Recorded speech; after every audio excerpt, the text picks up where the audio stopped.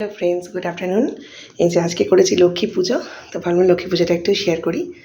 তো সুন্দর করে সাজিয়ে গুছিয়ে পুজো করলে কি ভালো লাগে। আজকে যেহেতু থার্সডে, বৃহস্পতিবার, তো এই যে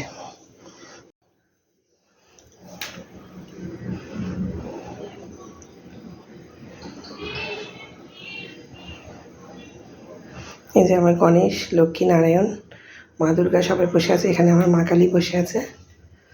এই যে মা,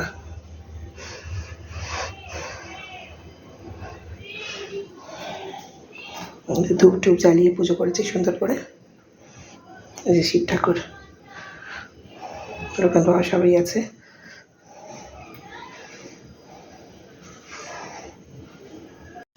ঠাকুর ঘরে লাইট অফ করে দিচ্ছি।